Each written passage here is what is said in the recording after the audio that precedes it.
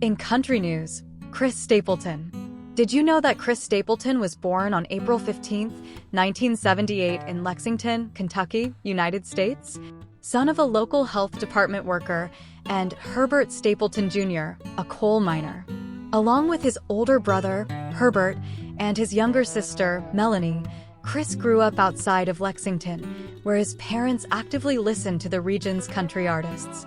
"He's just part of the essence of being from Kentucky," Stapleton said. Popular and stylish as a teenager, Stapleton played several team sports at Johnson Central High School and graduated with valedictorian in 1996. 20 years later, he returned to his high school to host a free concert and dedicate a new space, built by carpentry students, where students can perform on school grounds. After high school, Stapleton studied engineering at Vanderbilt University in Nashville, Tennessee, but soon became immersed in the local music scene and dropped out after a year. After meeting some local songwriters in his hometown, Stapleton discovered that songwriting was a viable profession. In a 2016 interview with CBS News, he said, "I always thought George Strait was singing a song. He made it up, and that was the end of it. But the minute I found out that that could be a job, I thought, that's the job for me." In 2001, Stapleton landed a publishing deal just 4 days after moving to Nashville. Over the next decade, he scored an impressive number of hits with famous country musicians, including Strait, Love's Gonna Make It All Right, Kenny Chesney, Never Wanted Nothing More, Luke Bryan, Drink a Beer, Thomas Rhett, Crash and Burn, Darius Rucker, Comeback Song, and Josh Turner, Your Man. Lee and Womack, Brad Paisley, Dierks Bentley, and Tim McGraw also recorded his songs. While working steadily as a songwriter from 2001 to 2015, Stapleton also managed the progressive bluegrass group Steel Drivers for 2 years, beginning in 2008. The band released 2 albums, a self-titled debut and Reckless, and earned 3 Grammy nominations. He then formed the rock group Johnson Brothers in 2010. That group released an album and briefly toured as the opening act for the Zac Brown Band. In 2013, Stapleton signed with Mercury Nashville.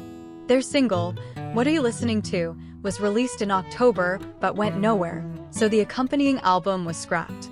He then teamed up with co-producer Dave Cobb to record Traveler, his solo debut. The album appeared in May 2015 to good reviews, but did not receive wide release until after the CMAs, where it won Album of the Year. Also at the November Awards ceremony, Stapleton was named New Artist of the Year and Male Vocalist of the Year. Traveler's Nobody to Blame became his first hit at country radio, and Parachute reached even higher charts in late 2016. In the fall of 2015, Stapleton became the first artist to win Album of the Year, Male Vocalist of the Year, and New Artist of the Year at the Country Music Association Awards.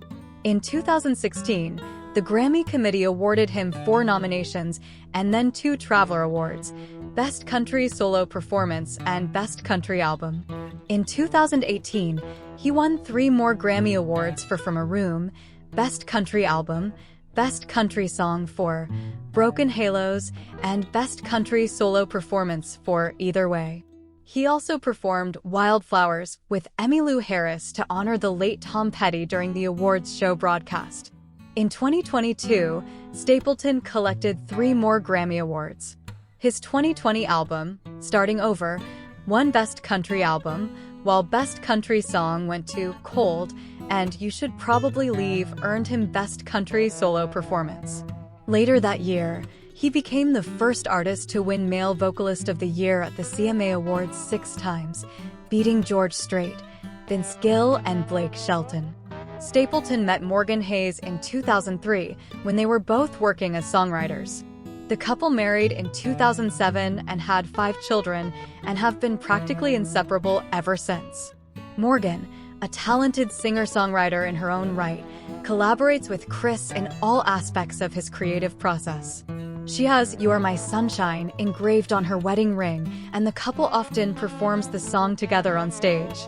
Chris also wrote one of his favorite songs, Daddy Doesn't Pray Anymore, which appeared on his first album. Thank you very much, Chris, for your contribution to country music. Long live Chris.